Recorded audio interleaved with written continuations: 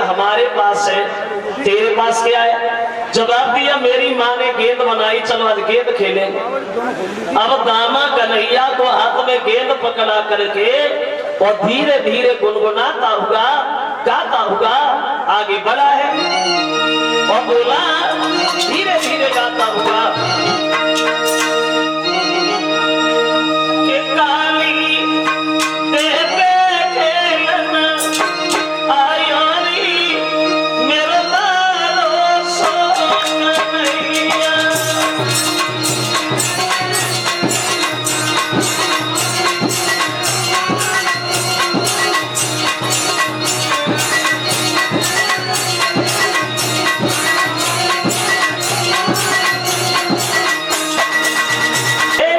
के लिए ग्वाल चल।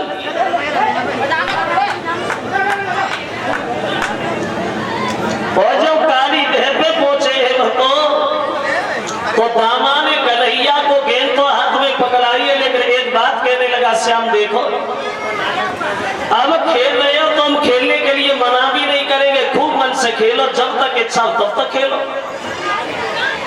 लेकिन एक बात हमारी ध्यान जरूर रखना लाला, ये गेंद हमारी कहीं चली न जाए, कहीं खो न जाए, ये गेंद हमें प्यारी बहुत है, हम तुम्हारे बहकाने नहीं आएंगे, तुमसे जई वाली गेंद मंगवा ले। तो मनसुखा बोला श्याम गेंद कहाँ है? बोले गेंद तो हमारे पास। जवाब दिया जब गेंद तेरे पास है तो फिर पागल की बातों में काहे को लगा है? और बोला अरे जिद मत ठाने लाला बात न छुपाने,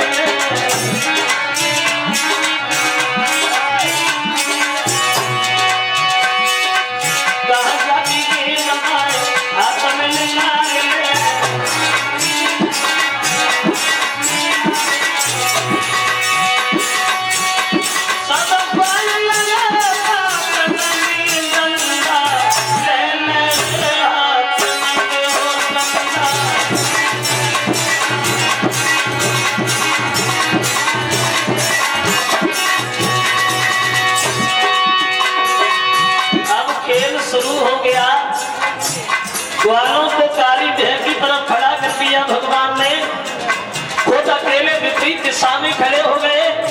अब कन्हैया ने गेंद फेंकी और गेंद फेंक के आवाज लगाई, दामा देखा, गौर से देखा, अरे गेंद आ गई है।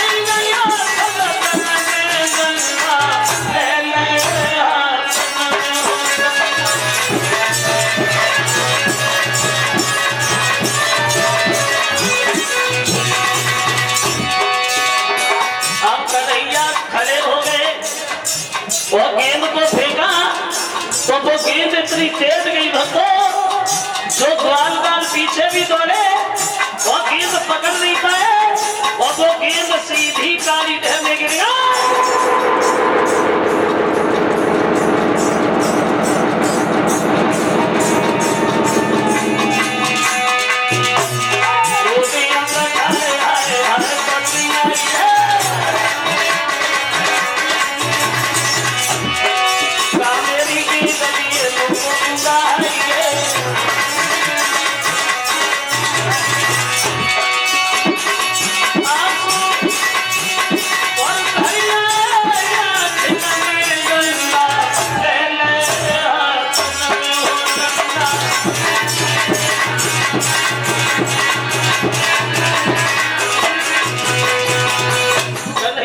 गेंद फेंकी और वो गेंद इतनी तेज गई भक्तों, जो ग्वाल बाल पीछे भी दौड़े लेकर गेंद नहीं पकड़ पाए और वो गेंद जो है वो सीधी काली देह में जाके गिर गई।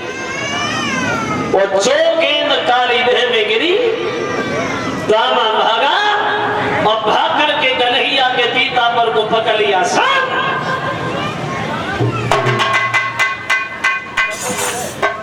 खेलने से पहले कितनी बार मैंने तुमसे कहा मेरी गेंद कहीं चली ना जाए, खो ना जाए। जानबूझ कर तुमने हमारी गेंद गाली में हमें डाली है। हमें गेंद दो और वह गेंद चाहिए जो हमने तुम्हें खेलने की थी, समझ गए? तो कन्हैया बोले दामा भैया इसमें चिल्लाने वाली बात क्या है? और जानबूझ के हम डालेंगे कि खेल तो अपना ही खराब हुआ है ना। और धोखा से चली गई और चली गई तो जाने दे, चलो घर चलो, मैया से कहूंगा तुझे दूसरी गेंद बनवा दो। दामा बोला दूसरी तीसरी नहीं, गेंद तो हमें वह चाहिए जो हम तुम्हें खेलने के लिए दिए थे, समझ गए? पीताम्बर को पकड़ लिया कन्हैया के दामा ने, और पीताम्बर पकड़ के दामा कन्हैया को अपनी तरफ खींचने लगा। दामा बोला गेंद दो हमेशा, गेंद दो। तो कन्हैया को क्रोध आ गया, बोले दामा वो कितना है तेरी? और बोले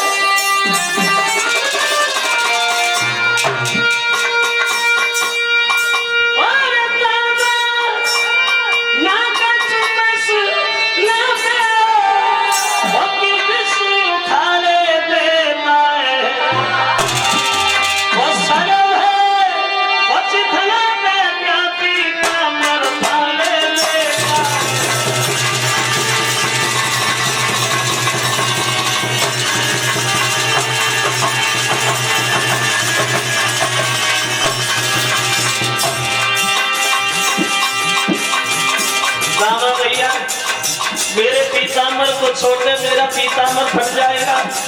ऐसा नहीं है, वही ना जो हमने तुम्हें खेलने की दी थी, समझ गए? तो कन्हैया बोले दामा हमारी बात सुन।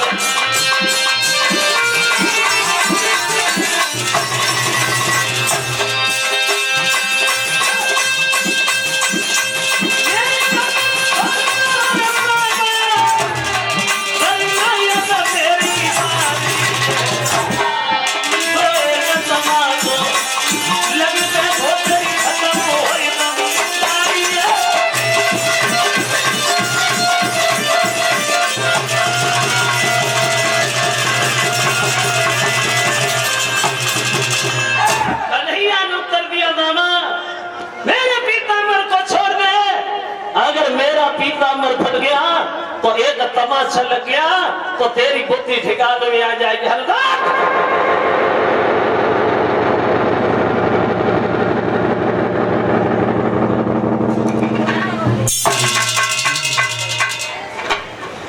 जो कन्हैया ने ये कहा कि तमाचा लग गया, अब दामा ने कन्हैया का पीताम्बर तो छोड़ दिया, भाज के लाठी उठाई। आप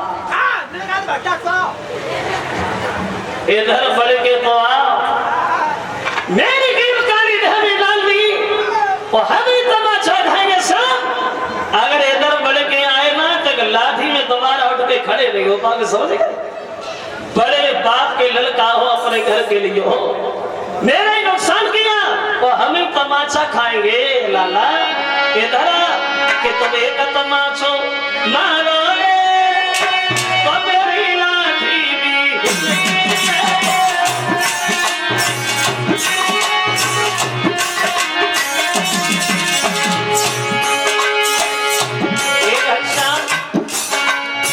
इधर एक लाठी में दोबारा खड़े नहीं हो पाओगे, समझेगा?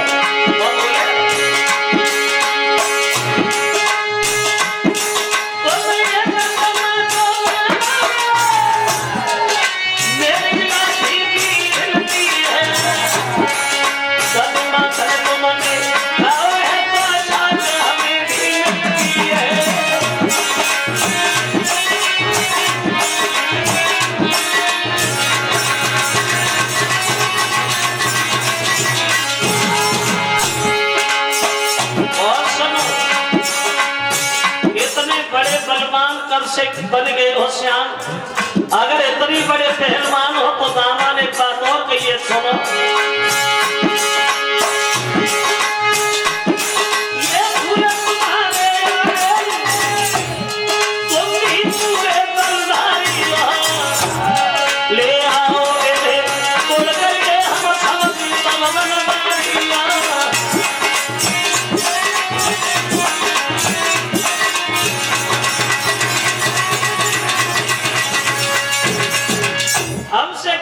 तुम हमसे कि तमाचा मार दो। अरे इतने बड़े बलवान बहादुर हो लाला, तो कंस के घर से खबर आई उस समय से तुम्हारे घर में भोजन नहीं बना।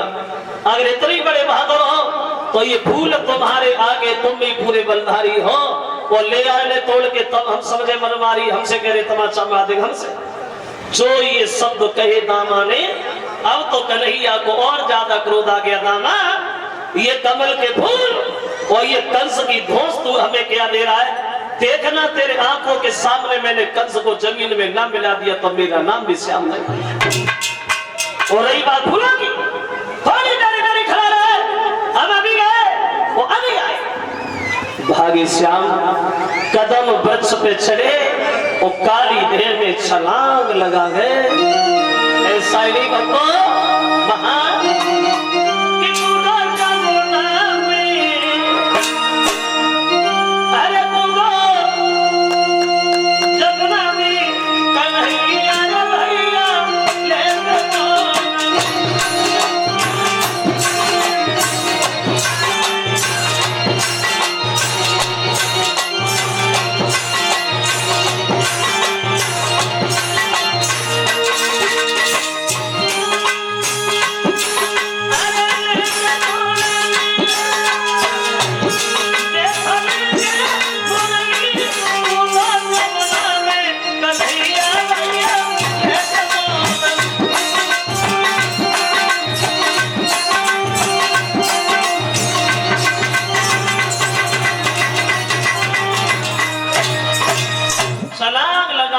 महान काली देह में। और जब कन्हैया काली देह में गिरे तो ग्वाल बाल दामा को गालियां बकने लगे। दामा, ये तूने क्या कर दिया? एक तुच्छ सी गेंद के पीछे तूने कन्हैया को मार दिया। दामा, अब यशोदा मैया जिंदा नहीं छोड़ेगी। तो दामा रोने लगा, माफ करना भैया, मुझे ये काम बता के कन्हैया ये काम करेगा। और सब ग्वाल बाल दौड़े और यशोदा के जाके पास में सब बोले, भैया कन्हैया काली देह में गिर गए। जो ये यशोदा ने सुना, पहले कंस के दुख से दुखी, ऊपर से जब ये और सुन लिया कि कन्हैया काली देह में गिर गए, पछाड़ खा के यशोदा गिर गई। श्याम, ये तूने क्या कर दिया? भागी सब लोग काली देह की तरफ दौड़े। वो बसा बनी वृंदावन की भक्तों। तो यशोदा चिल्लाई दाल मारी, ओ मेरे छैया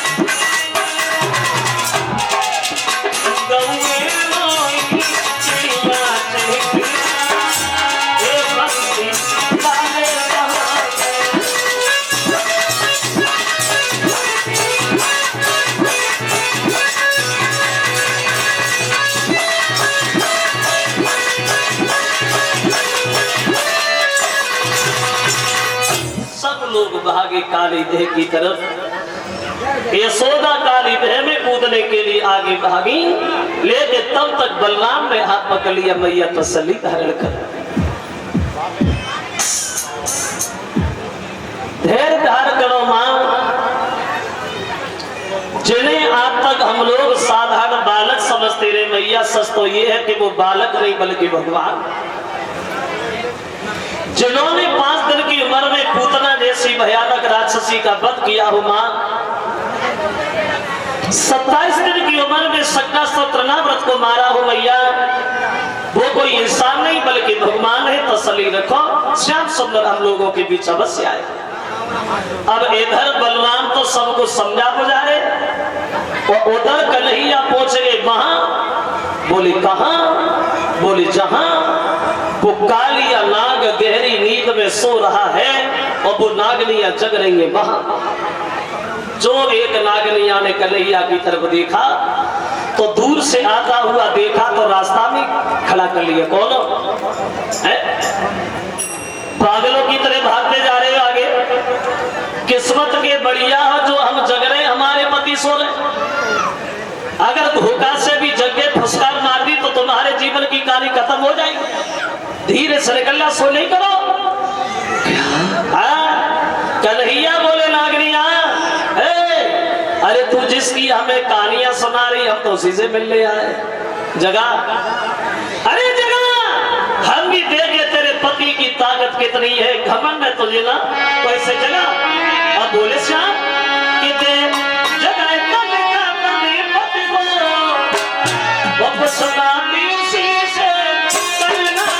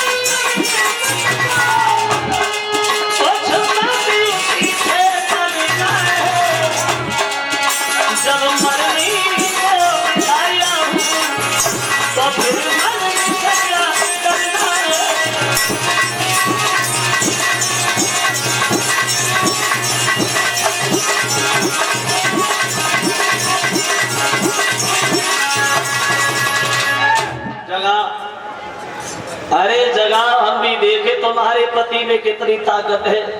अब मुंह की तरफ क्या देख रही है? देखा नहीं है क्या है? अरे जगह, तो एक नागनिया बोली क्यों? जितना छोटा है उतना ही टूटा मालूम पड़ रहा है। बेटा, हम तो तुम्हारी बहुत अच्छी बात कह रहे, भले की बात कह रहे। हमारे पति सो रहे हैं, अगर जग गए ना तो बिना मतलब में मारे जाओगे, और मारे जाओगे तो हम नहीं रोएंगे, लेकिन तुम्हारी माँ तुम्हारी याद में जरूर मर जाएगी। इसलिए चुपचाप चलिए, सो नहीं करो। क्या? हाँ? तो कन्हैया बोले नागनिया, अरे तू मुझे छोटा कह रही है, हम छोटे जरूर हैं लेकिन खोटे बहुत हैं। अरे जगह ना। अब बोले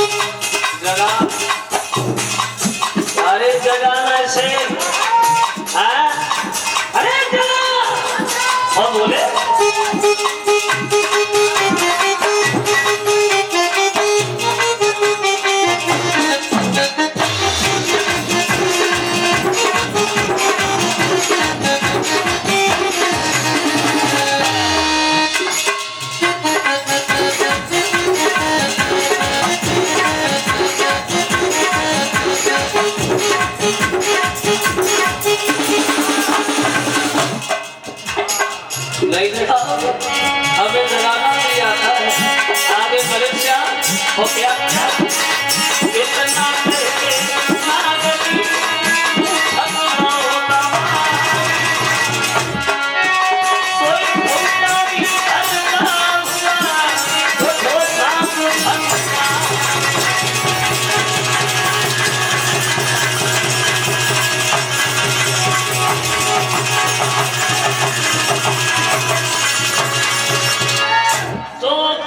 नागनी पूछ पे लात धरी तो वो सतरे चलूगा। चारों तरफ से कन्हैया को घेर लिया। मुंह से जब फुसकार मारता है तो यमुना का पानी भी खोलने में लग जाता है। तो अब कन्हैया ने देखा तो मन में सोचा अब तो घिर गए, अब क्या करे। तो भगवान ने अपने शरीर को इतना गर्म किया, इतना गर्म किया, जो घबराए के काली दूर हुआ। ओती हुई मोहन ने हाथ किया और धीरे से नथनी पिचका दी और झटकाली नाग को नाथ लिया। फुर्ती में ऐसा कालिया नाग ना था और फन पे सवार हो गए। जोर से फन को उठाने की कोशिश करता है कन्हैया, उसी के पैर रख रहे थे। मुंह से जो धागे निकल रही थी खून बहने लगा, जैसे यमुना का पानी भी लाल होके चलने लगा। अब कन्हैया ने बंसी उठाई और बजाई, फन पे भगवान नाचने लगे। फन पे ऐसा ही नहीं, अब नाचे फन पे कन्हैया बंसी को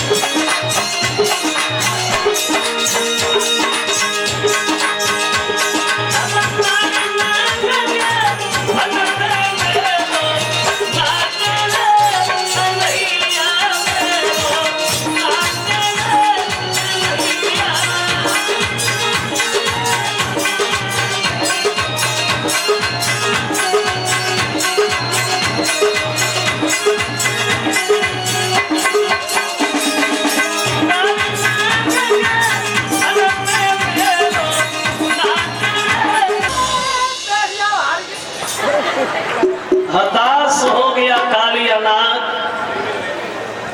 भगवान की बंसी की धुन में मस्त होकर के नाचने लगा है। श्रोता बंधुओं, तो नागरियां दोनों हाथ जोड़ के क्षमा मांगती, प्रभु माफ करना, हम तामसी जीव हैं, आपकी माया नहीं समझ पाए। क्रोध जल्दी आता है, हमारे पति को जीव बंधन दे करके छोड़ दो। तो भगवान बोले हम छोड़ तब देंगे जब तुम लोग इस काली देह को छोड़ोगे, क्योंकि तुम यहाँ रहते हो, यमुना का पानी विषैला हो गया है, कोई पी नहीं पाता। तो कालिया नाग बोला महाराज हमें काली देह से कोई लेना देना नहीं है, लेकिन गरुड़ हमारे दुश्मन बने बैठे, वो हमें मार देंगे। तो जवाब दिया हमारे पैरों के चिन्ह तुम्हारे सर पे बने गए, इन्हें देख करके गरुड़ तुमसे कुछ भी नहीं कहेंगे। अंत में वो कालिया नाग जो है वो भगवान को फन पे बैठा करके और किनारे पे छोड़ने आया।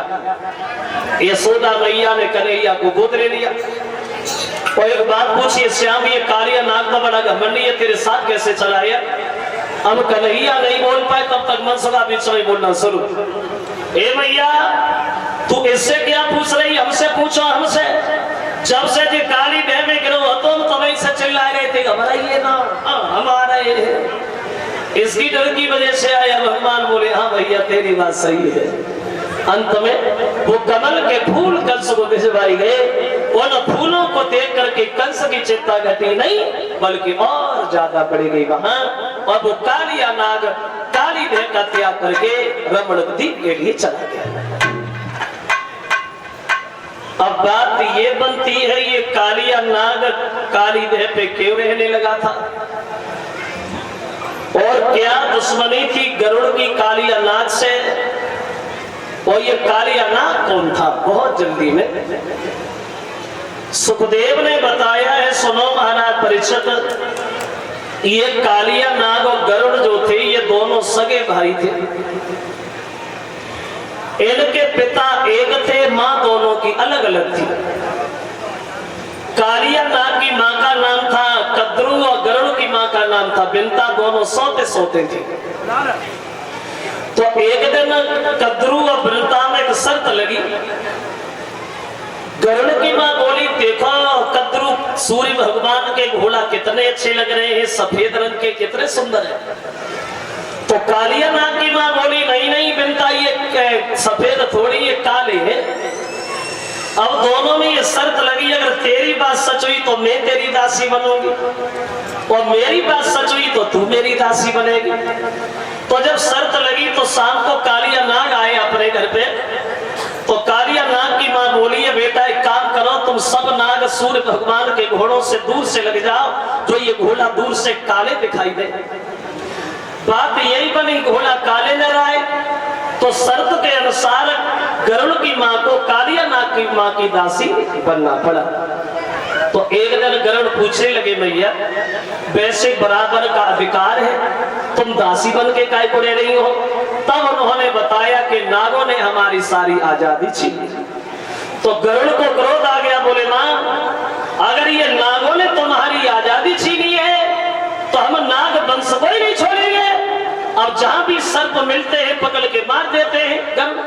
अब सब ब्रह्मा जी के सामने रोए तो ब्रह्मा जी ने नियम बनाया और गरुड़ से बोले देखो गरुड़ ऐसे नागों को नहीं मारोगे, हर महीना की अमावस वाले दिन एक नाग तुम्हारे पास आएगा, उसे तुम मारना या छोड़ना। अब कुछ दिनों तो ये नियम चलता रहा, लेकिन एक दिन कालिया नाग सबसे बोला काया हो सबके सब अपनी इच्छा से मरने चले जाते हो, आज के बाद अगर कोई गया तो हम उसके परिवार का विनाश कर देंगे। तो इसी बात के पीछे गरुड़ में और कालिया नाग में युद्ध छिड़ गया। लेकिन ये कालिया नाग गरुड़ से हार गया और काली देह में जाके गिर गया, क्योंकि कालिया नाग जानता था कि गरुड़ हर जगह जाते हैं लेकिन काली देह पे नहीं जाते। ये गरुड़ काली देह पे क्यों नहीं जाते थे? बोले गरुड़ को श्राप लगा था। एक बार महात्मा शोभा ऋषि भजन कर रहे थे यमुना के किनारे काली देव पे, तो गरुड़ गए, उन्होंने एक मछली निकाली और खाने को तैयार हो गए। तो महात्मा जी बोले देखो गरुड़ हमें यहाँ भजन कर रहे हैं, अपना भोजन किसी दूसरी जगह कर लेना, या किसी जीवधारियों का वध न करो। लेकिन गरुड़ नहीं माने, मछली निकाल के खा गए। तो महात्मा को क्रोध आ गया, बोले गरुड़ सुनो आज के बाद जब भी तुम इस जगह पे आओगे उसी दिन तुम्हारे जीवन का आखिरी दिन होगा। तो गरुड़ इसकी वजह से वहां जाते नहीं थे, वो कालिया नाग निश्चिंत होकर के काली देह पे रहने लगा था। तो ये कमल के फूल जब कंस को भिजवाए गए, उन फूलों को देख करके कंस की चिंता घटी नहीं बल्कि और ज्यादा बढ़ गई वहां, और भगवान अपनी लीला में लगे।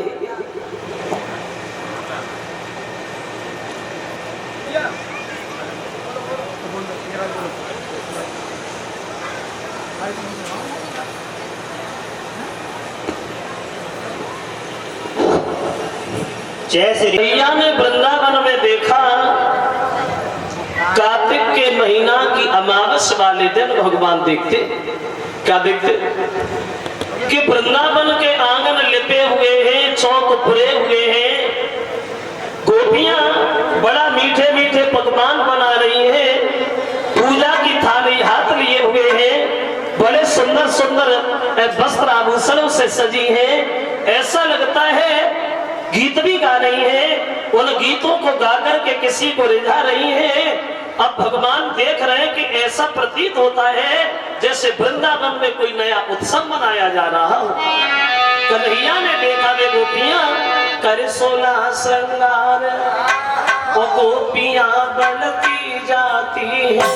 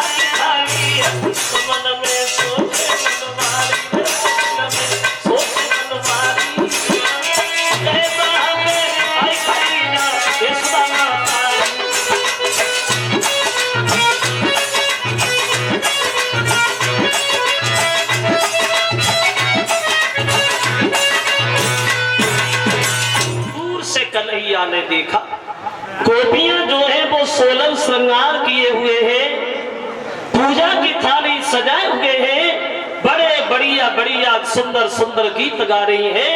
ऐसा लगता है गीतों को गा करके किसी को रिझा रही है और किसी से कुछ मांग रही है।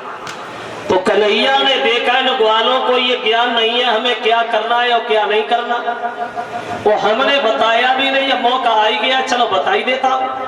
अब कन्हैया चले और माँ यशोदा नंद बाबा बेटे वहां पहुंच गए और यशोदा मैया की गोद में बैठ करके भगवान अपनी माँ से सवाल करने लगे, माँ एक बात बताओ क्या वैसे जो मैं आज देख रहा हूं इस वृंदावन में आज से पहले मैंने कभी नहीं देखा, ये गोपियां सब कहां जा रही और ये वृंदावन में हो क्या रहा है। अब कन्हैया अपनी मैया से सवाल करते गोदी में बैठ करके धीरे धीरे पूछ रहे, माँ तो मैया आज नया उत्सव वो किस लिए मनाया जाता है।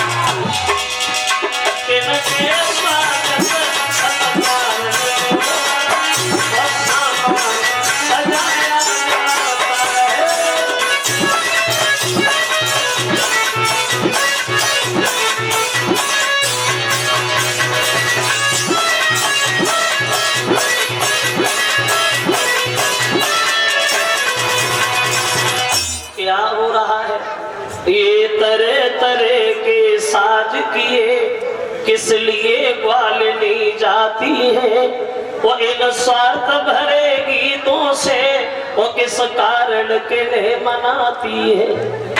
ये वृंदावन में हो गया वो ये सब गोपियां कर क्या रही। तो यशोदा नहीं बोल पाई तब तक नंद बाबा बोलने लगे। यशोदा तो चुप ही रही और बे बोले बाबा नंद और तुम्हें नहीं मालूम है बेटा यादव चंद। नंद बाबा बोले इधर आप हम तुम्हें बताइए क्या हो रहा है। बोले क्या हो रहा है। बोले वो हो रहा है जो वर्षों से हो रहा है। मतलब हम वृंदावन के लोग हर कार्तिक के महीना की अमावस वाले दिन श्याम देवताओं के राजा इंद्र का पूजन करते। जब ये कहा कि इंद्र का पूजन करते तो कन्हैया अपनी मैया से पूछने लगे और बाबा से सवाल करने लगे, बाबा हम इंद्र का पूजन करते भी हैं, लेकिन हमें ये बताना चाहिए कि हम इंद्र का पूजन क्यों करते हैं। तो बोले सुनो, जब हम लोग इंद्र का पूजन करते हैं श्याम, तो वो इंद्र देव हमारी पूजा को देखे, हमारी श्रद्धा को देखे, हमारे ऊपर एक एहसान करते। एहसान का एहसान, पूरी बात सुन लिया करो, बीच में मत बोला करो। जब हम उनकी पूजा करते तो इंद्र देव हमारी पूजा को देख करके बोले कि मेघों को आज्ञा दे करके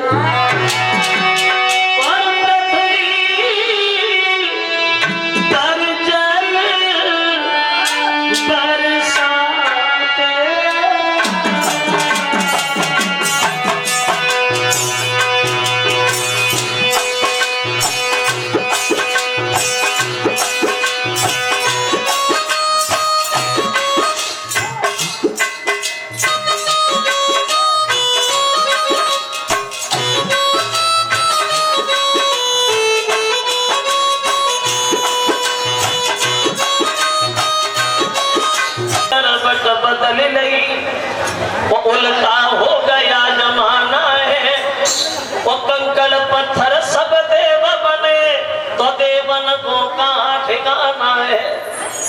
नारद जी बोले इंद्र, अब जब कंकड़ों की पत्थरों की पूजा होने लगी तब ये देवता कौन से भाड़ में जाएंगे। जो नारद के शब्द सुने तो नारद के शब्द ऐसे मानो कि इंद्र के शरीर में कांटे की तरह चुभ गई हो।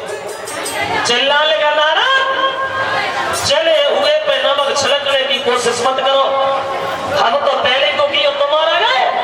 देख हम क्या करते, मेघों के राजा को इशारा दिया, मेरी मुंह की तरफ देख रहे तो ना, जाओ वर्षा करो वृंदावन के ऊपर, इतनी तेज वर्षा करो, कुछ लोग घरों में दम के मर जाए, कुछ लोग पानी में बहते हुए चले जाए, अगर कन्हैया बलराम तुम्हें मिल जाए, दोनों ऊपर बिजली पटक देना, मत देना दोनों को।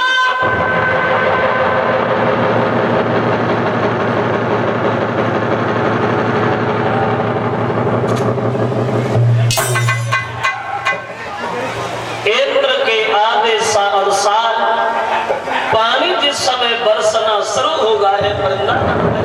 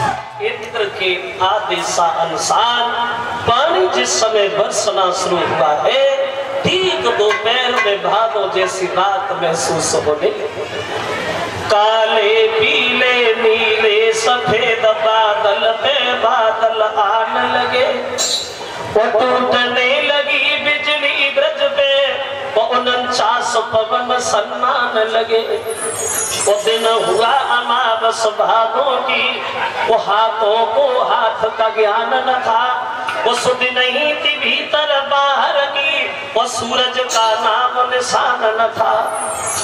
पानी बरसना जब शुरू हुआ तो ठीक दोपहर में भादों जैसी रात महसूस होने लगी। वो वर्षा बन गई वृंदावन की। धन धन धन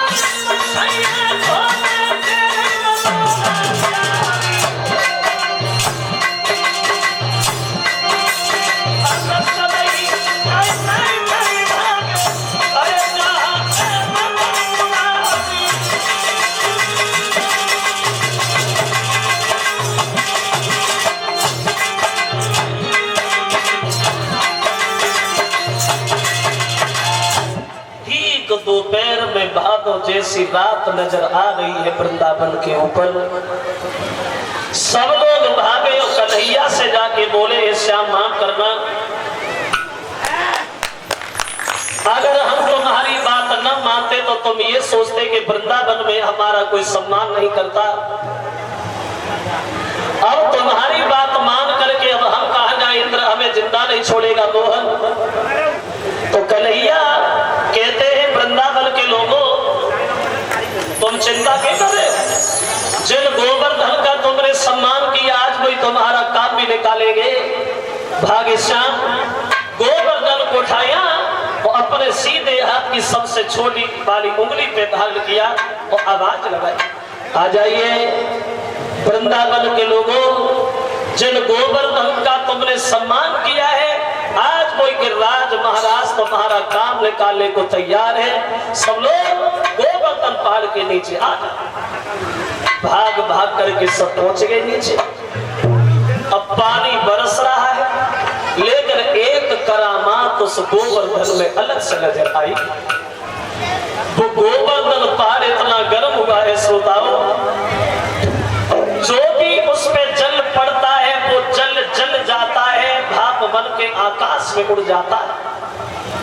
3 दिन हो गए लगातार बारिश होते होते, तो यशोदा ने ग्वालों से कहा, बड़े पत्थर दिल के और सबके सब। जब से कन्हैया ने गोवर्धन सादा तले का आराम नहीं मिला, अरे थोड़ा थोड़ा सारा लगाओ जो कन्हैया को आराम मिल जाए।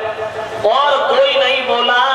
अब मनसुखा ने लाठी उठाई और गोवर्धन पहाड़ से लगाई और ताकत दिखाई के आवाज लगाई, हट जा, अरे हट जा, हम तुझसे किस बात में कम है? जिस घर में तूने माखन खाया उसी में हमने भी खाया, हट जा लग, अब हम सादे नहीं। जब ये कहा कि सादे नहीं, तब तक राधा कन्हैया की तरफ देख करके हंसने लगी। और जब राधा हंसी, ये तो भगवान भी हंसे गए। और जब भगवान हंसे, बात बिगड़ गई। अब होगा ऐसा कि बहस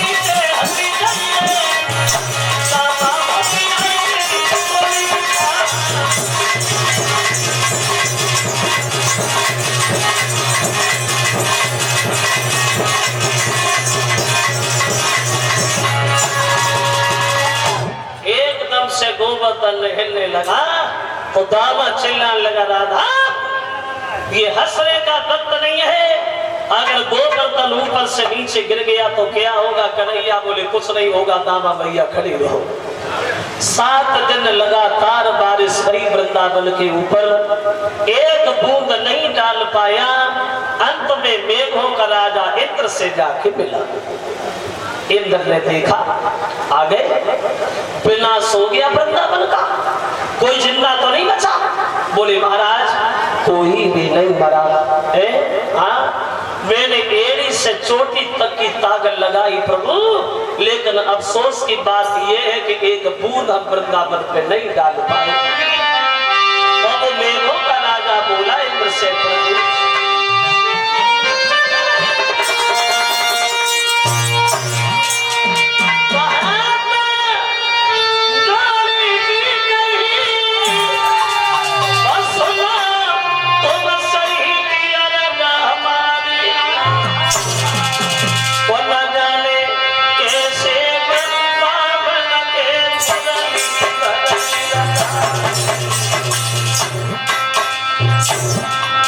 महाराज कोई बीती गए खूब बरसा करी अपनी पर वृंदावन के सके न कछु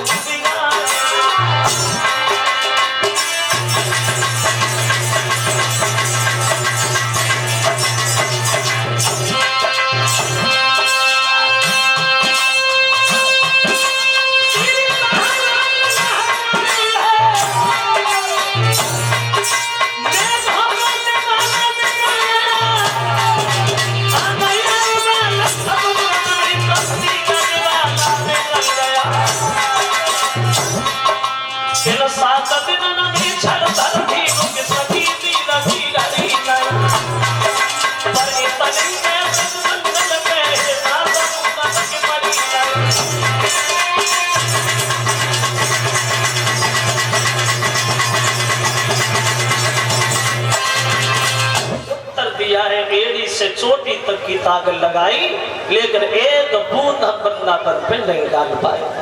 तब इंद्र को ज्ञान हुआ, इसका मतलब है कि कृष्ण अवतार हो गया। बोले बादल हट जा, सब बादल हटने लगे, अंधकार नष्ट हो गया, प्रकाश आ गया, सबको बाहर किया और गोवर्धन को जमीन पे रखा। तब तक इंद्र ने पैर पकड़ लिए, माफ करना प्रभु, थोड़े अभिमान के कारण हम आपकी माया नहीं समझ पाए, हमें क्षमा करो।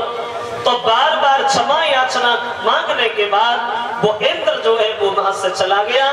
इस तरह से भगवान ने गोवर्धन पहाड़ का पूजन कराया।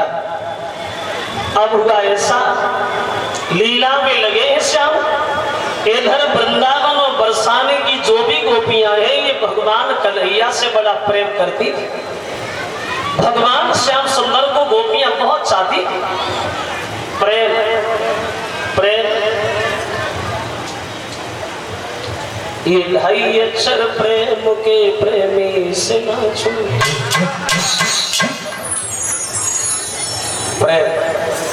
तो एक दिन लड़कियां बोली है श्याम, तुमने हमारी सारी इच्छाएं पूरी की, अब एक इच्छा और है, क्या पूरी करो? क्या इच्छा? तो लड़कियां बोली है मुरलीधर, अगर हो सके तो किसी दिन तुम हमारे साथ महाराज और करो। तो कन्हैया बोले ये कौन सी बड़ी बात, समय का इंतजार करो, वो भी देख लिया जाएगा। अब एक दिन कन्हैया को ध्यान आ ही गया। कब ध्यान आया? कुआर के महीना की शुक्ल पक्ष की पूर्णमासी की शाम ध्यान आओ, योग माया को बुलाओ और एक बात कहिए जा, यमुना के किनारे वृंदावन में इतनी सुंदर रमणीक जगह बना के तैयार करो जहां हम गोपियों के साथ महाराज कर सके। अब योग माया दौड़ी, जगह बनाई, और जब जगह बनाई तो वह जगह कैसी बनाई?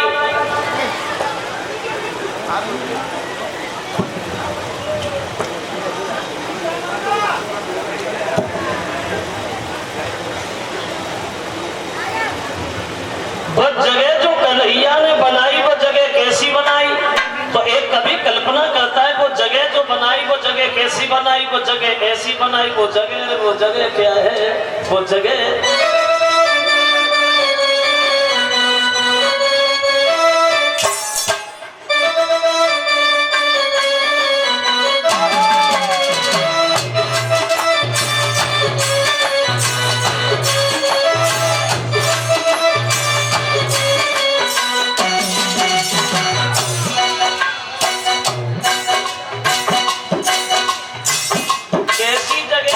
योग माया में एक कवि कल्पना करता है, सुंदर फूल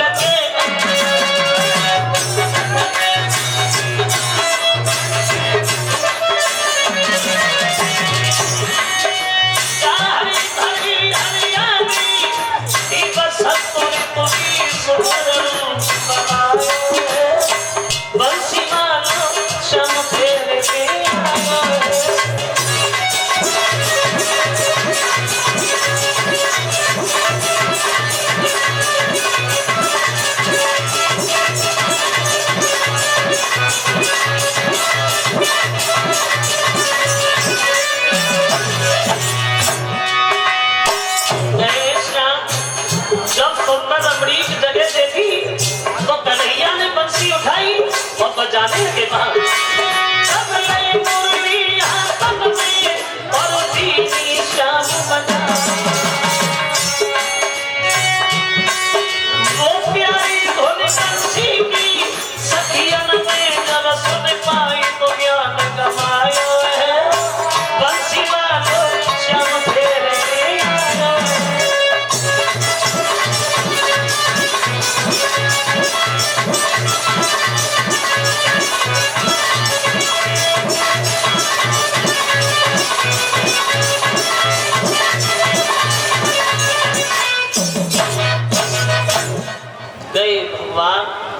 जब सुंदर जगह देखी भगवान से रुका नहीं गया और कन्हैया ने बंसी उठाई बजाने लगे वहां। और जब कन्हैया ने बंसी बजाई तो बंसी कैसी बजाई? वो बंसी ऐसी ऐसी बजाई, कैसी बजाई? ऐसी बजाई जो गोपी जैसी बैठी थी वैसी भागी रात में। अगर कोई गोपी रोटी बना रही है, बंसी के दोनों कान में पड़ी तो हाथ में रोटी है तो रोटी लेके ही बजे रही। कोई गोपी अगर श्रृंगार कर रही है, बंसी के दोनों सुनी तो एक आंख में काजल लगाएगा, दूसरे को ध्यान नहीं लगाएगा। कैसी बंसी बजाई भगवान ने, ऐसी बजाई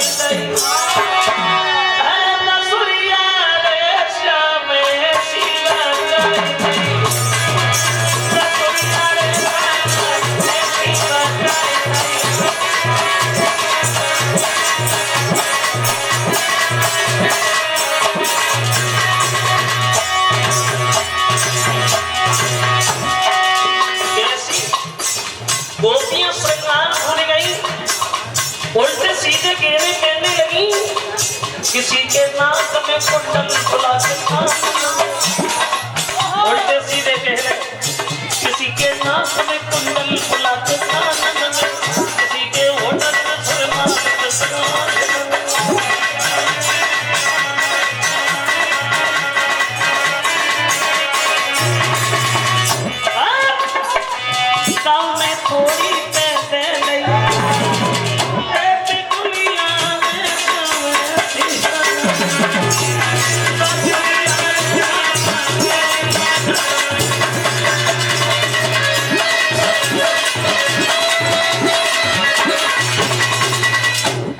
सीधे कहने पहली भागी रात में। बहुत रोका नहीं मानी गोपियां, पहुंच गई ना कन्हैया बंसी की धुन में ली, चारों तरफ से घेर लिया भगवान को। तो गोपियां बोली, प्रभु तुम हमारे साथ महाराज करो। तो कन्हैया बोले, ये कौन सा समय महाराज करने का, भी रात है, फिर किसी दिन देखेंगे, अभी घर जा। तो गोपियां जिद ठानेगी, श्याम मैं नहीं जाऊंगी। क्या? बिल्कुल नहीं जाऊंगी प्रभु, मौका लग गया है, मौके को हम नहीं छोड़ेंगे महाराज। और बोली,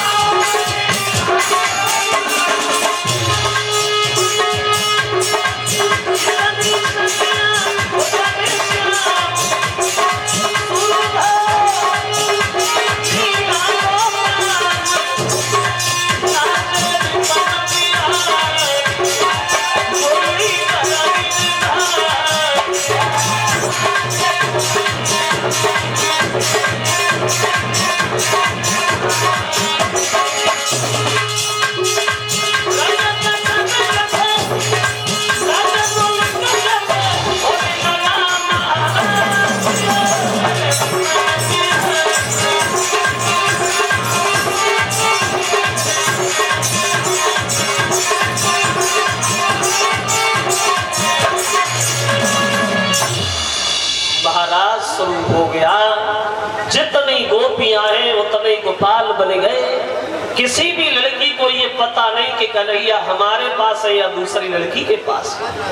अब उस महाराज के दृश्य को देखने के लिए देवताओं की देवियां भी भागी रात में।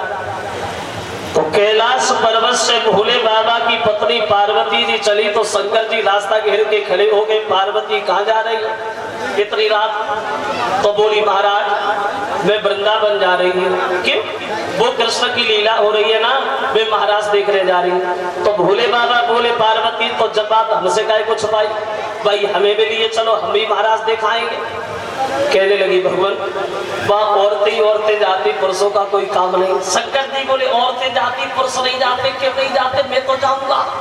बोले तुम्हें तो कोई अंदर भी नहीं जाने देगा। बोले बाबा क्या? हाँ। तो शंकर जी बोले पार्वती एक बात बताओ, क्या वहाँ औरतें तो जाती हैं? हाँ, औरतों को कोई नहीं रोकता? हाँ भैया। तो तुम्हारे पास तुम्हारी कोई साड़ी रखी है क्या? मतलब तो बोले गौरा से एक दिन यूं बोला, प्यारी हम भी जाने बने।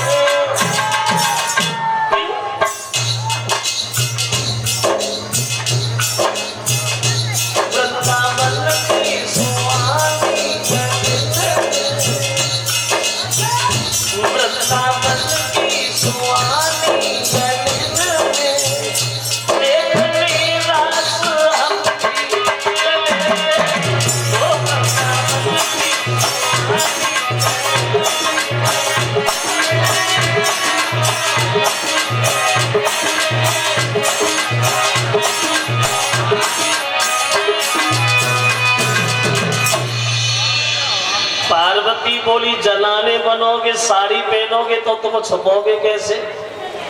ना तो तुम पे औरतें जैसी चाले आए, ना औरतें जैसी बातें आए। जब 1.5 हाथ की दाढ़ी लटक रही इसे कहाँ ले जाओगे? भोले बाबा अगर ज्यादा करोगे तो मैं भी नहीं जाऊंगी।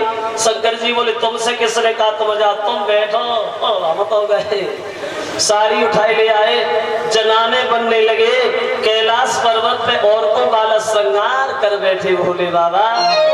क्या दशा है शंकर जी की माँ? तो बन गए रे,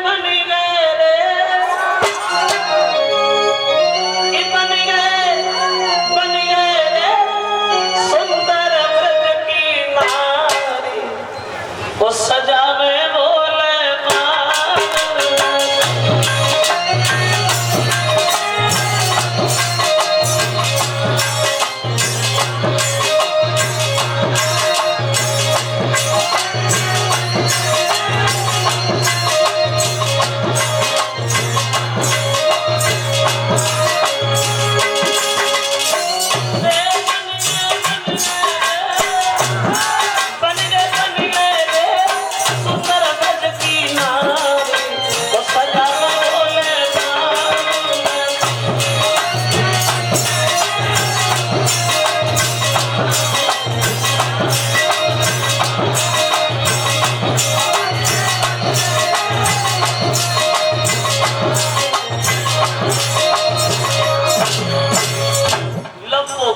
मारो अब बोलो। ओ पार्वती अब भी कोई पहचानेगा? पार्वती बोली शंकर जी मान जाओ, मत जाओ, पूरी रात हुई गई, मत जाओ तो मत न जाओ। हम तो गए, चल दिए। पार्वती बोली रुको हम भी आ रहे। बोले आप तुम आगे आगे चलो, पीछे पीछे चल रहे। अब आगे आगे पार्वती, पीछे भोला भंडारी बड़े मन में मगन है भोले बाबा। विचार आ रहे कि बचपन में कन्हैया को देखा तो दोबारा फिर दर्शन होंगे श्याम के, ये सोच के आगे बढ़े। लेकिन महाराज के अंदर घुस भी नहीं पाए, तब तक एक गोपी ने इन दोनों लोगों को दरवाजे पे खड़ा कर लिया। खड़ी हो जा। पार्वती बोली हम तो महाराज देखने आए, देखो तुम देखो। ऐसे थोड़ी देखोगी, कैसे देखेंगे? परिचय बता, कहां से आए, क्या नाम है तुम्हारा, कहाँ रहती हो?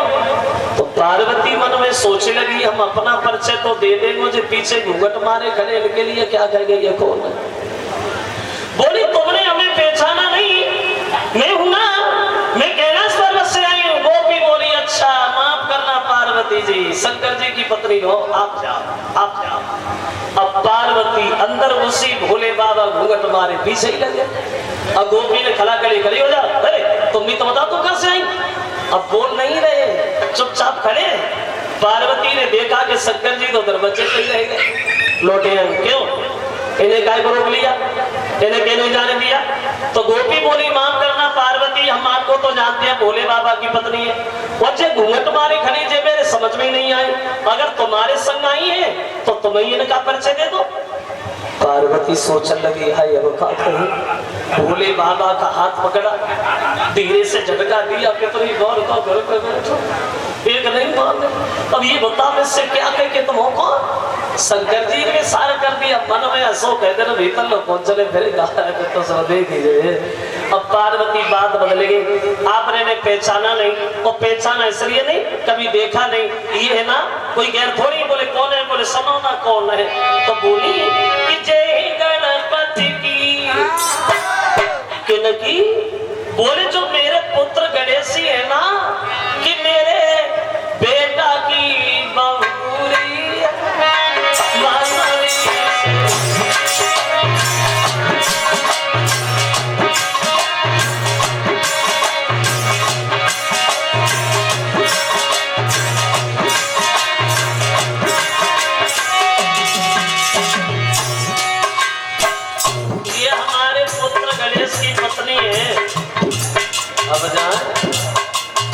तो चली जाए।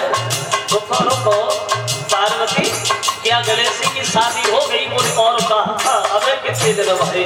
बोली पहले अपने लागी मेरे घर में करी अब सुंदर बहुवरी बेटा की, और मेरे घर में आई देखी पर्वत की दे।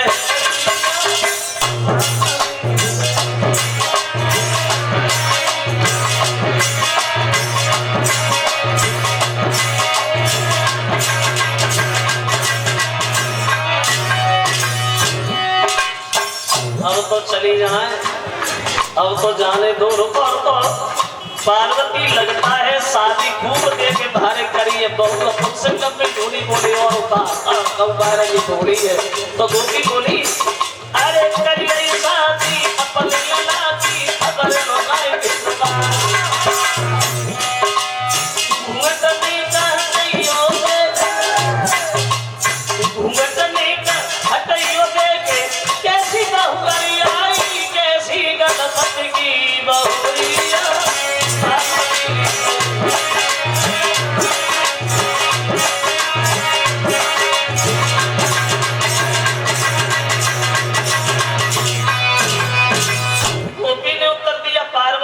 शादी में नहीं बुलाया तो कोई मान नहीं। अब यहाँ आई नहीं हो, मैं घूंघट नीचे से ऊपर गुचका, अब ये देखे कैसी गणेशी की पत्नी है। पार्वती सोचने लगी, हाय अब क्या कहे। फिर बात बदलेगी, यहाँ घर पे आ गई, यहाँ देख रहे हो, यहाँ नहीं देख रहे हो भाई आना। और शंकर जी का हाथ पकड़ा, जल्दी जल्दी अंदर घुस गए। अब पार्वती तो महाराज देखने लगी, लेकिन भोले बाबा महाराज देख ही नहीं पा रहे, घूंघट मारे बैठे। घूंघट नीचे से ऊपर को सकाता है, पार्वती झलका देती नीचे तो बड़े परेशान। महाराज देखने गए, देख ही नहीं, पहले मोटे मोटे कपड़ा चलते थे, आजकल जैसी दशा नहीं आती। पहले अब चाहे कितना लंबा घूंघट मान ले, 1 किलोमीटर से डेला जैसी आंखें चमकती, अंतर आ गया, फर्क आ गया।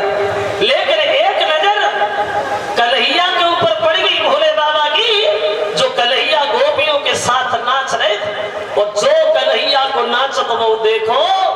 शंकर जी ने घूंघट मारो बैठ के सोचने लगे, बारे करिया पूरे तो में बड़ा गुड़ भरे है, कैसे नाच रहा। ऐसा लगता है गोपियां पागल कर ली है समय। अब भोले बाबा बैठे बैठे मन में सोच रहे वहां कि दे करिया करिया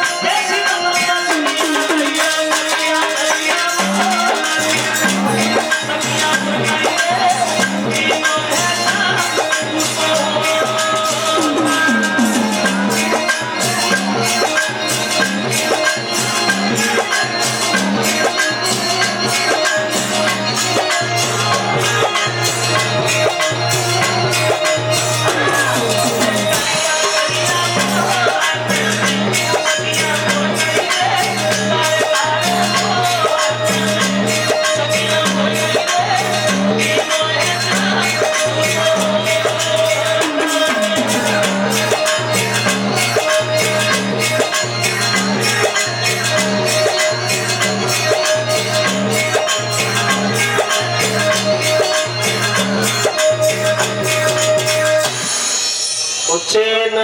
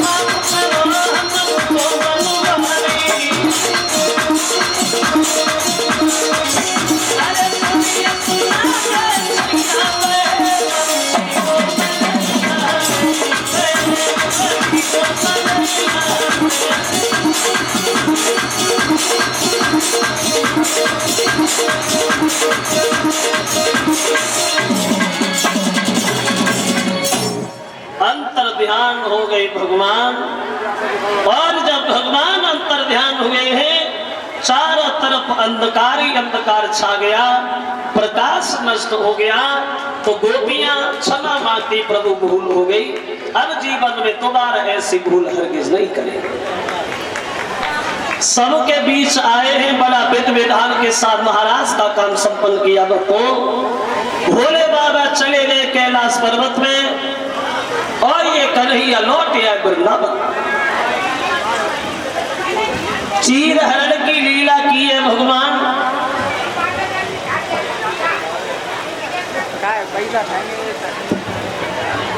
और चीर हरण की लीला करके भगवान गोपियों को ज्ञान देते हैं कि स्त्री को कभी वस्त्रहीन होकर के नहीं नहाना चाहिए। जो स्त्रियां बिल्कुल नग्न होकर नहाती हैं, वस्त्रहीन होकर नहाती हैं, उनके घर से लक्ष्मी सदा सदा के लिए चली जाती है और जल में रहने वाले वरुण देवता का अपमान होता है। भागवत में तो यहां तक प्रमाण है श्रोता बंधुओं, अगर स्त्री के घुटनों तक जल है तो उस स्त्री को उस जल में घुसना भी मना है। नारी का कोई नग्न वेश तो माना जाता है ज्ञान नहीं, और जलवासी वरुण देवता का तो क्या है इसमें अपमान नहीं। स्त्री को कभी वस्त्र उतार करके नहीं नहाना चाहिए। तो गोपियां क्षमा मांगती, प्रभु भूल हो गई, जीवन में ऐसी भूल दोबारा हरगिज हम नहीं करें। अब इधर तो कन्हैया लीला में लगे, तो अब आप इधर देख के कंस के दरबार में थोड़ी देर पहुंच गए देवर्षि नारद कंस के दरबार। और जैसे ही कंस ने नारद जी को देखा, बोले आ बाबा जी आ, तुम्हारी बताई युक्ति भी फेल हो गई। कमल के फूल मंगवाए उन्होंने, भिजवाए, अब क्या करूं। तो नारद जी बोले कंस सुनो, अगर गिंजाई का एक पैर टूट जाए तो गिंजाई लंगड़ी थोड़ी हो जाती है। अरे एक उपाय फेल हो गया, एक बात बता, अगर कन्हैया वृंदावन से मथुरा में आ जाए तो मार दोगे? कंस बोला बाबा तो मार ही देंगे, तो कौन सी भाभी, तो एक काम करो ना कंस, तुम धनुष यज्ञ की तैयारियां करो और अक्रूर को वृंदावन भेजो, कन्हैया बलराम को बुला, और जब ये दोनों आ जाए पकड़ के मार देना, बीमारी खत्म और चिंता भी खत्म। तो कैसी नहीं? कंस खुशी के मारे गद्दी से उछल पड़ा, बाबा अब तो दोनों जरूर मरेंगे। बहुत अच्छी बात कही नारद तुमने, अब तो दोनों की मौत हमारे हाथ से निश्चित है। अक्रूर चले गए वृंदावन में, कन्हैया बलराम को बुला के लाओ। नारद ने युक्ति बताई है, दोनों की मौत हमारे हाथ से होगी। तो अक्रूर बोले कंस कन्हैया को ना बुला, क्यों? वो मारे जाएंगे इसलिए? बोले नहीं कंसराज, जब तक कन्हैया वृंदावन से मथुरा में नहीं आ रहे हैं तब तक तुम सही सलामत हो, और जिस दिन कन्हैया वृंदावन से मथुरा में आ गए उसी दिन तुम्हारे जीवन का आखिरी दिन होगा कंस, इसलिए जब तक बचे हो तब तक ही बचे रहो। और अक्रूर समझाने लगे कंस सुनो, तो मेरा इतना कहना मानो, तो उनके आई बेटी देरी है।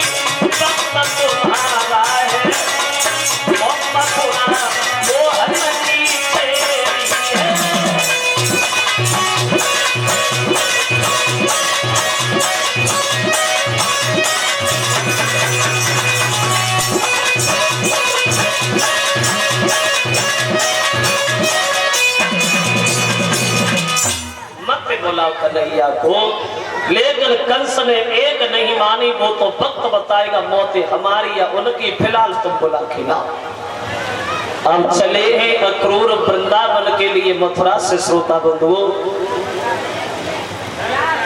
नंद बाबा से जाके मिले हैं तो नंद बाबा एक बात कहते, भैया अक्रूर सुनो, अगर निमंत्रण मथुरा से आया है तो तुम हमें ले चलो, लेकिन कन्हैया बलराम को न ले चलो, क्योंकि पता नहीं कंस हमारे बच्चों के साथ क्या करे, इसलिए हम चलेंगे निमंत्रण में, लेकिन कन्हैया को नहीं ले चलेंगे।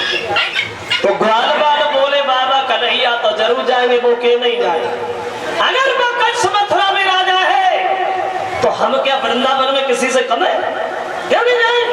कन्हैया जरूर जाए। सुबह जब हुआ, रथ पे सवार होकर के कन्हैया भैया बलराम ग्वाल बाल नंद बाबा अक्रूर जी के साथ जिस समय चले हैं मथुरा के लिए, तो ये यशोदा रोने जा रहा है लाला।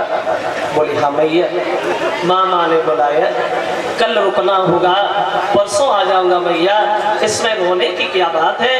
तो यशोदा रोती हुई बोली श्याम चले जा, लेकिन भूल न जाना बबूरी, तो चले हैं मथुरा को भगवान, और देख के यशोदा भाई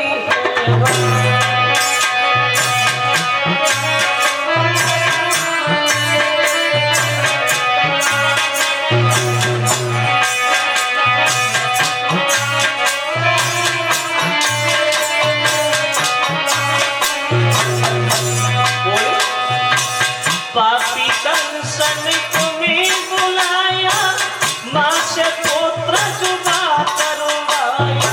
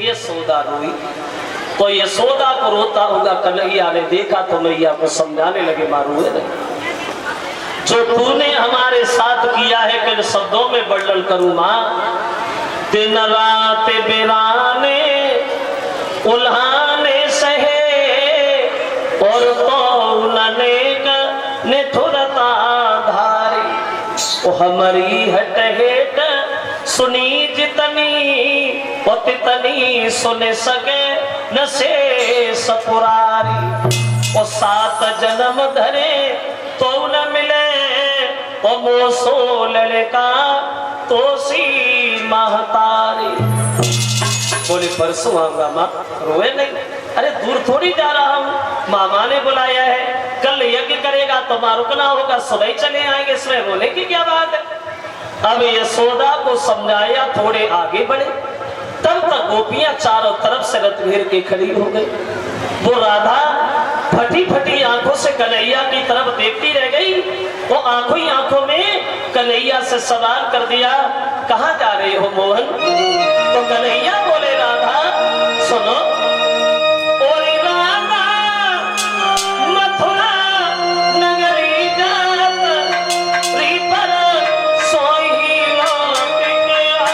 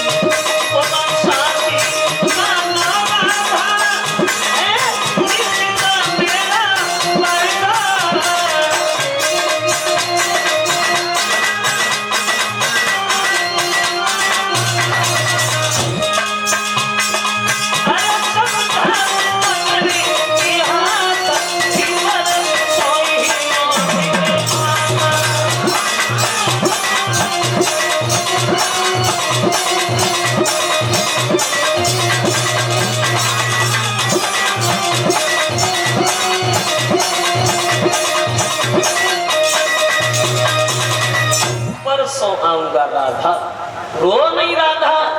तो राधा ने उत्तर दिया है कन्हैया अब तुम नहीं आओगे।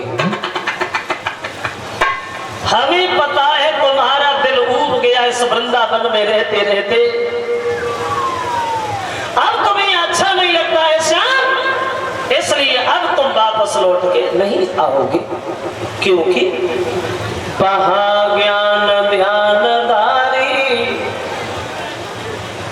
पंडित अनेक रहे और यहाँ ग्वाल बाल और गोपियां गमार ने जहाँ साग बथुआ को सोठुवरियन के आत को और वहाँ सुंदर भोजन बनाती सुंदर नारी है। जहाँ घास फूस की झोपड़ियन में रहनो पले और वहाँ उन अमीरन के अटा और अटारी है, लेकिन रहियो बिहारी जहाँ रहबे की इच्छा तुम्हारी, और मोई भूले मती जइयो मैं तो प्रेम की पुजार ने। बोले परसों हम झूठ बोल दिए भगवान, और परसों का वादा दे करके चले हैं वृंदावन से मथुरा के लिए। श्रोता बंधुओं, क्या गुजरती है जब एक प्रेमी प्रेमी से जुदा होता है। ये कभी कहता है कन्हैया की ममता कैसी है, वही यशोदा से की गति होती है, ये राधा के दिल से। क्या गुजरती है जब एक प्रेमी प्रेमी से जुदा होता है। ये कभी कहता है प्रेम बुरी बीमारी है, ये प्रेम बुरी बीमारी है, किसी से जब ये लग जाए, वो खाना पीना की कौन कहे, हर नींद हराम भी हो जाए। क्यों? प्रेम बुरी जंजीर वीरत मधुमती जाना, जब नाई जाति कसते सबुरी बीमारी जाए जानो रे, हमें दिल धड़के बुद्धि करे मकाम कले, जो बिन प्रेमी तल फेरे हराम खाना पीना होवे, दिन में कले नशे मजाते कोनी बनाए। राधा रथ देखती नहीं, रथ नजर नहीं आया, उस रथ की उड़ती हुई धूल देखती नहीं, और जब धूल नजर नहीं आई तो राधा बोली ललिता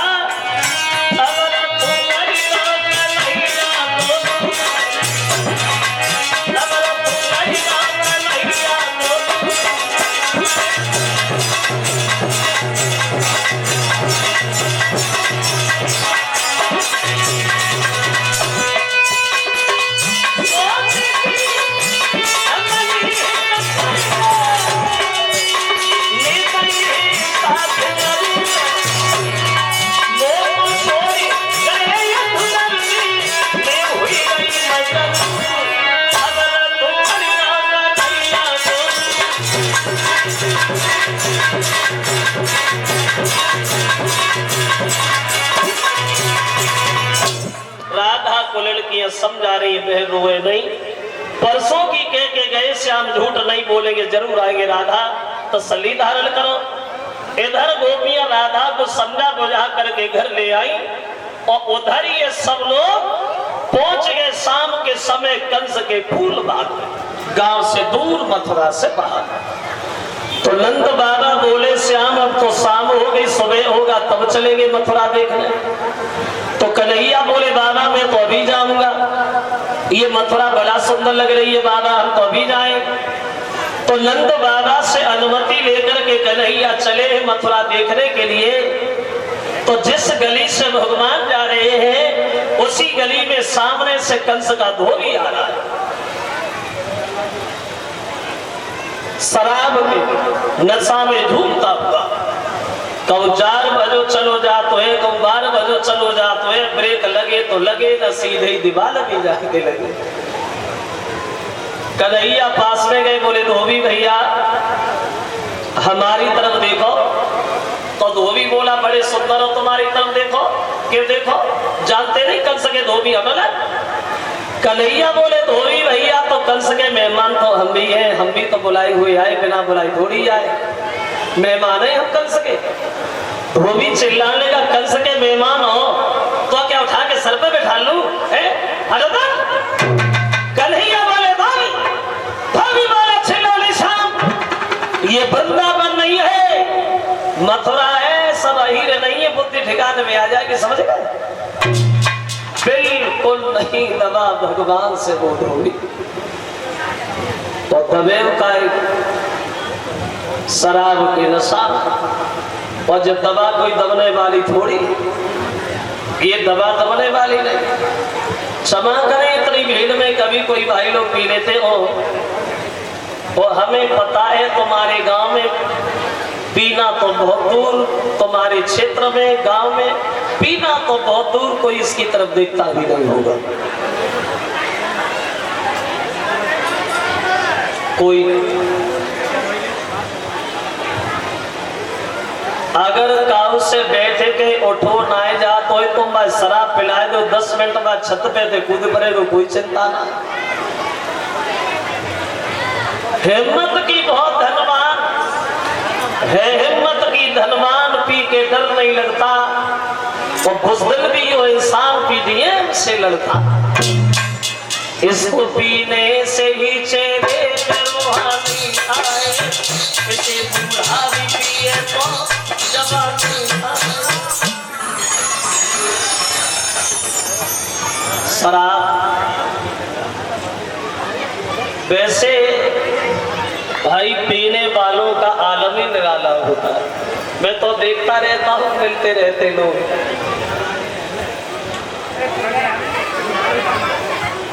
विद्वान लोग इस शराब को एक रतन बताते। रतन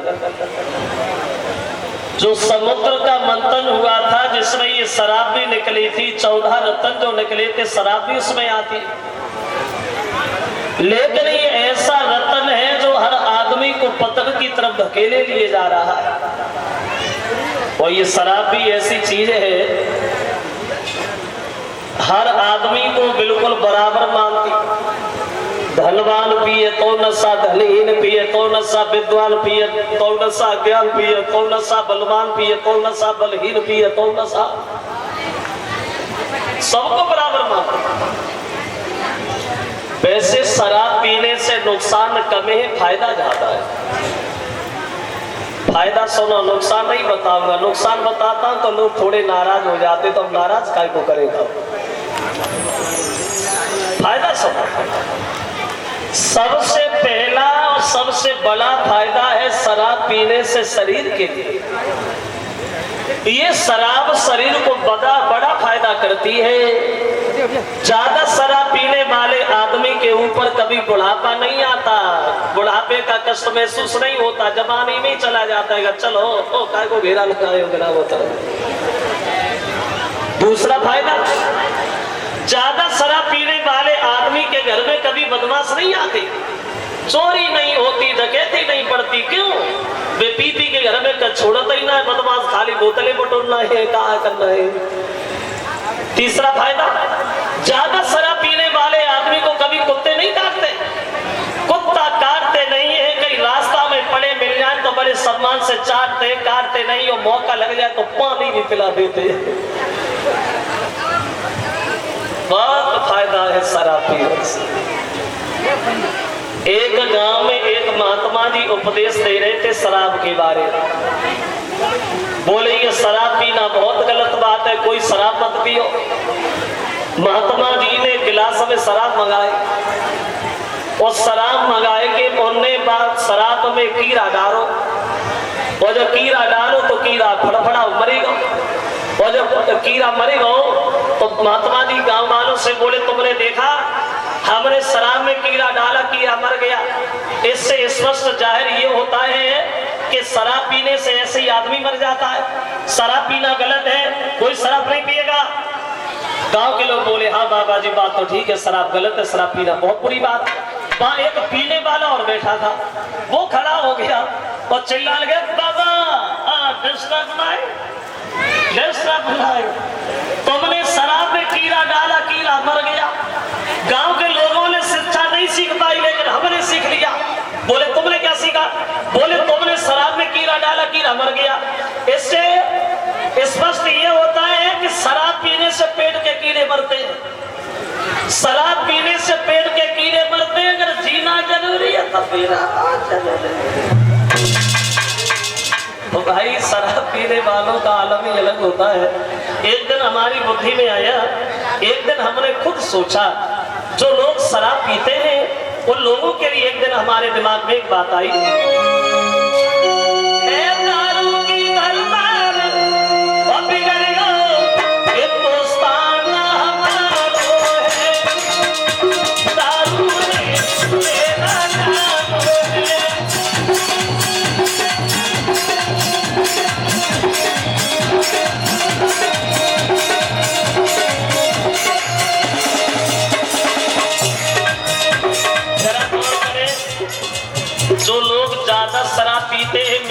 अपनी आंखों से देखा है, उन लोगों के घरों में मैंने खुद देखा है। आपने कभी अंदाज किया हो जो लोग शराब पीते उनके घरों में तुम देखना, घरों पे मुन्नी मुन्ना है,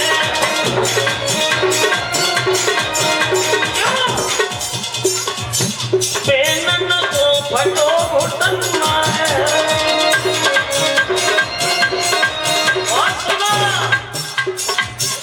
बीवी में बेटी को तो भगो पर वो भी पिहरवारो है, दारू में बेहरवारो है।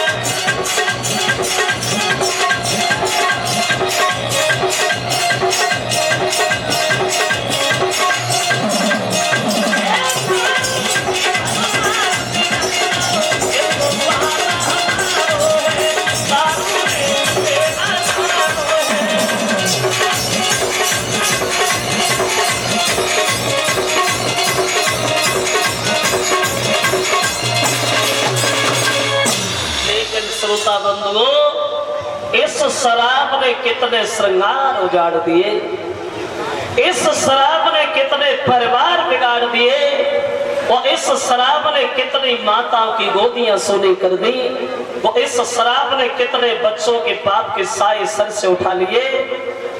तो वो धोबी जो है, भगवान बोले भैया वस्त्र तो दे करके जाओगे, धोबी बोला सुनो घनश्याम राजा के कपड़ा पहना। और बोला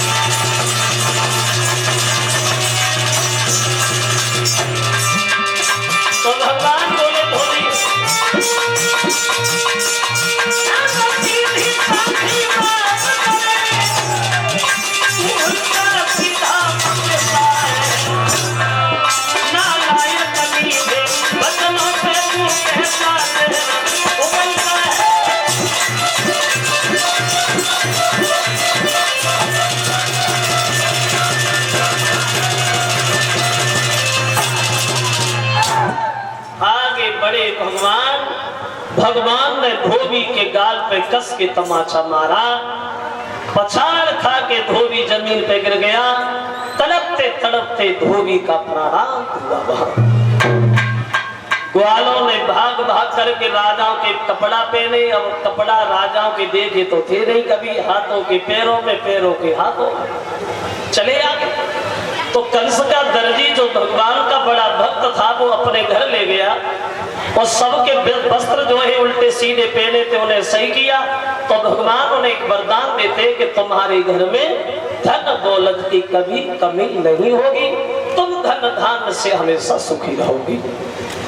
और बड़े आगे तो क्या देखा है कि सामने से कंस की दासी और आ रही है, एक हाथ में चंदन का कटोरा, दूसरे हाथ में लाठी और झुके झुके आ रही। सुंदर कितनी है। एक कवि कल्पना करता है कि सारे कुरूप को जोड़ी जाऊं, जय ब्रह्मा जी में सिर जाता, बेबी जगह सो तेरी की और नावलनी को मिलाता।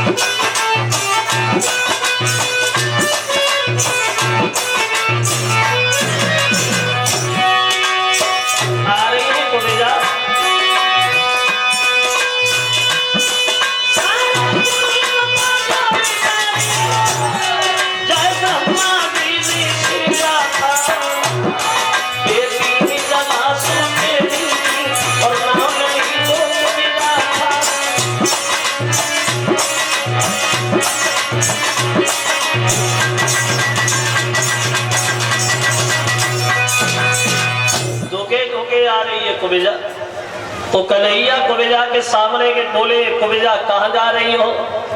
तो दोनों हाथ जोड़ के बोली, महाराज हमारा काम है कंस के तिलक लगाना। सुबह शाम हम कंस के दरबार में उसके तिलक करने जाते। तो कन्हैया उत्तर देते, कुबेजा कंस के मेहमान तो हम ही है, क्या हमारे तिलक लगाओगी? बोली, प्रभु अगर आप हमसे तिलक लगवा लो तो हमारी किस्मती बन जाए। और जो मनसुखा ने जब बात सुनी, लाठी उठाई और कुबेजा से बहुत दूर जाके खड़ू वो आवाज लगाई, अरे तिलक लगवाए तो तू ही लगवाई, हमारे ढेरना चली जाए। जाके हाथ के छुए चना नहीं चबे जाए। पता नहीं कौन सी आदतें, बोले लायक को बात से बोलने लगते हैं और ना बोले लायक को बात से बोलने लगते हैं। हम इससे तिलक नहीं लगवाए। कन्हैया बोले, कुबेजा तुमसे और तो कोई तिलक नहीं लगवाएगा, हमें लगवाना है, हमारी करो। अब कुबेजा कन्हैया के तिलक करने आगे बढ़ी है, लेकिन माथे तक पहुंच ही नहीं पा रही, उसे तो चक्की रह जाती। और जब माथे तक नहीं पहुंची तो कन्हैया आगे बढ़े और कुबेजा के पैर पे अपना पैर रख लिया अंगूठा पे, और अंगूठा पे अपना पैर रख करके कुबेजा की थोड़ी से हाथ लगाया और धीरे से झटका मार दिया। अब हुआ ऐसा,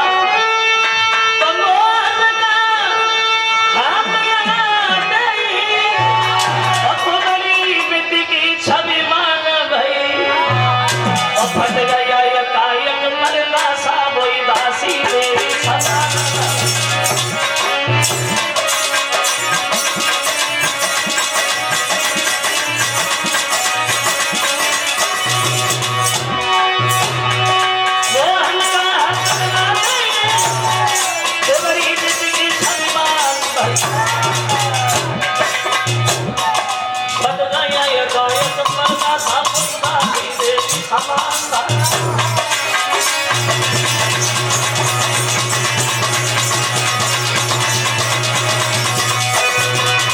कुबेजा देवी की तरह सुंदर बन गई, बात सुंदर। और जो कुबेजा सुंदर रही, मनसुखा दूर खड़ो रहे, धीरे धीरे धीरे धीरे वही पहुंचेगा जहाँ कुबेजा खड़ी है वहां। तो कन्हैया बोले, कुबेजा और तो तुमसे कोई तिलक नहीं लगवाएगा, हमें लगवाना था, हमने करवा लिया, तुम जाओ। तो मनसुखा धीरे से बोलो, कह रहे वृंदावन छोड़े आए, मथुरा आ गए, तूने आदत नहीं छोड़ी। बढ़िया बढ़िया माखन खुद खाता था, हमें क्या दे रहा था। अब अपने तिलक लगवा लिया, कह दिया जा कुबेजा, कह रहे मेरे तिलक नहीं लगवाएगा। कन्हैया बोले, अभी तो तू मना कर रहा था, हम इससे तिलक नहीं लगवाएंगे। मनसुखा बोलो, मने कर रहे थे, वो तो तब कर रहे थे, अब कहाँ कर रहे हैं, लगवा देना। अब कुबेजा ने मनसुखा के तिलक किया।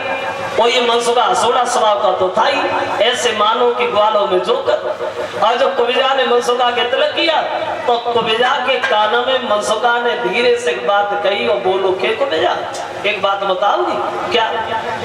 ब्याह ब्याह बहु है मतलब? तो कुबेजा बोली, सोने पर सोना की बात, अरे हाँ प्रेम है गाने। और कन्हैया की तरफ इशारा देके बोली, ये मनसुखा तो को खबर नहीं, मेरे सपनों का दूल्हा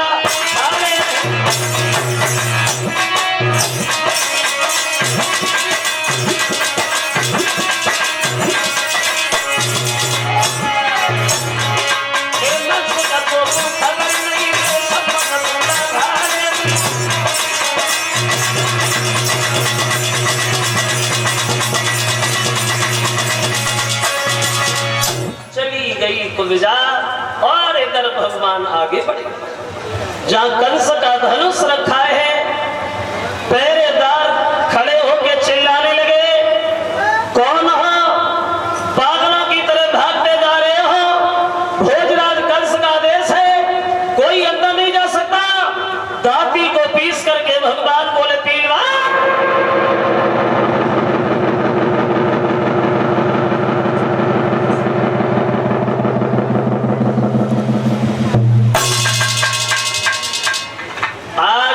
कोई रोक नहीं सकता। हाँ झुकरिया, अब ये झुकने का वक्त नहीं है। और बोले कन्हैया, हम झुके और सिकंदर झुके, और जैसे भेड़ी झुकी राती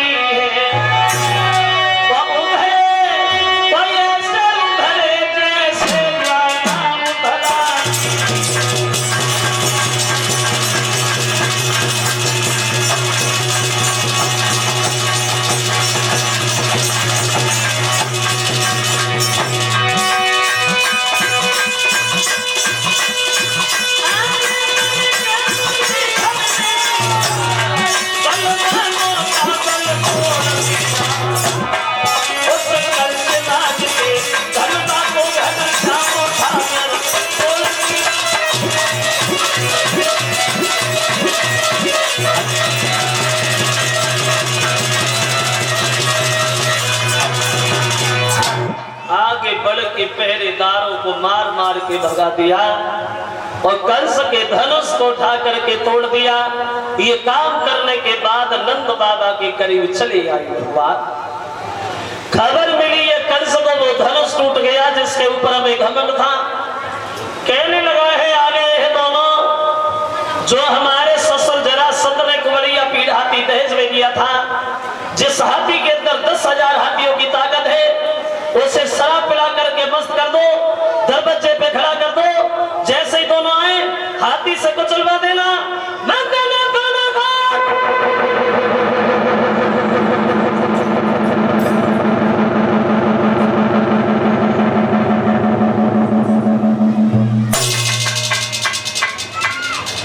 सुबह जब हुआ, हाथी दरवाजे पे झूम रहा है शराब के नशा में, तो कन्हैया बोले पीलवान भैया अपने हाथी को अलग कर लो, हमें अंदर जाना है।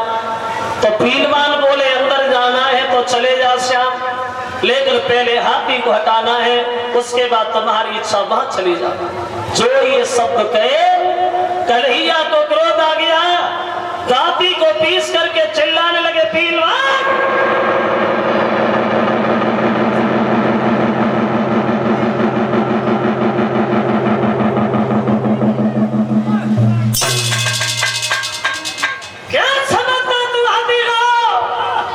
ऐसे बना हम भी देंगे तेरे हाथी की ताकत। और बोले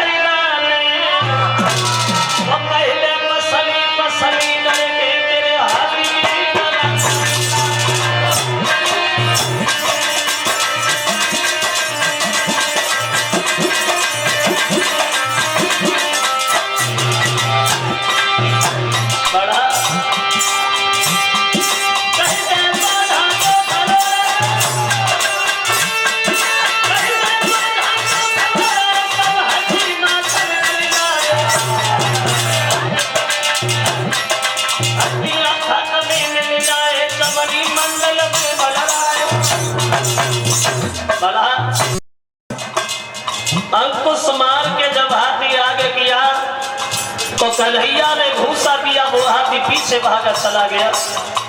पीछे बलराम भैया खड़े तो बलराम ने लात मारी, हाथी आगे भागा चला गया। फुटबॉल मसाले दोनों भाइयों ने हाथी उड़ाए।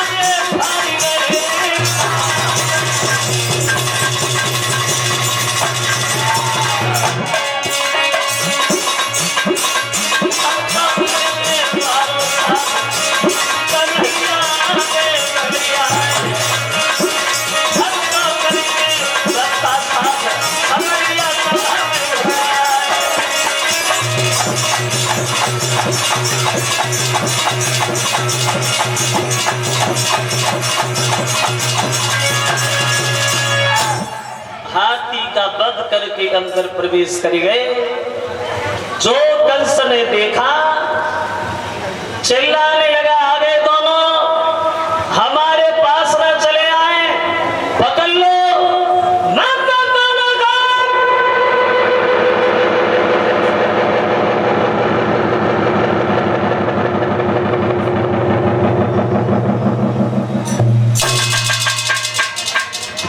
आगे बढ़े भगवान।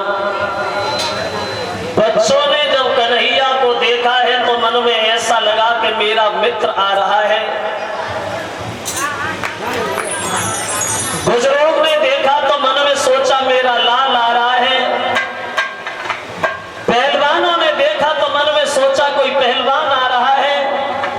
और जब कंस ने देखा तो मन में सोचा ये हमारा काल आ रहा है। शंख और चारूर नाम के पहलवान तो आगे बढ़े भगवान से युद्ध करने को। तो कन्हैया बोले देखो पहलवान भैया हम लड़े कभी नहीं, हम लड़ना नहीं जानते, बड़े आराम से प्यार से लड़ना, कहीं हमारे चोट ना लगे जाए। तो पहलवान बोले प्रभु कैसी बातें कर रहे हैं आप, अरे हमारी तो दोनों तरफ जीत ही जीत है, अगर आप हमसे हार गए तो कंस बड़ा दौलत देगा और तुम्हारे हाथ से अगर मेरा वध हो गया तो मेरा परलोक सुधर जाएगा। प्रभु हमारी तो किस्मत ही बनेगी जो स्वयं आप हमसे ही लड़ने चले आए। अब हुआ ऐसा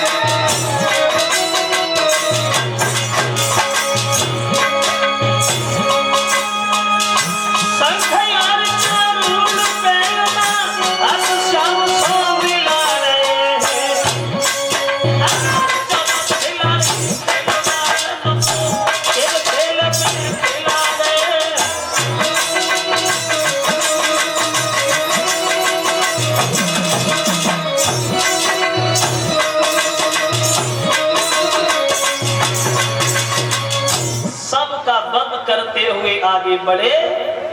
कंस ने तलवार निकालने को चाही लेकिन मौका नहीं मिला। तब तक केसों को पकड़ करके कन्हैया ने कंस को जमीन पे डाल लिया। अब आगे कंसराज क्या नहीं किया तूने हमें मारने के लिए कंस, एक एक दिन हमें अच्छी तरह से याद है और तू भी याद कर ले मामा। और बोले 5 दिन आगे भय तूने मारन को भिजवाई, पूरे मामा कंस के तूने दया खाई।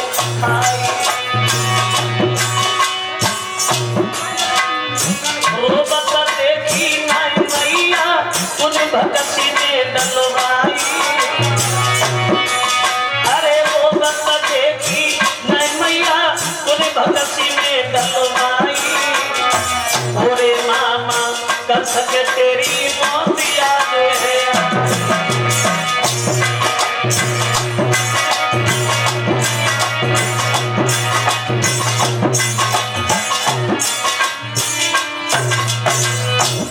भूसा मार मार के भगवान कंस के प्राणों को खींच रहे हैं बाहर। कौन मारेंगे कंस को?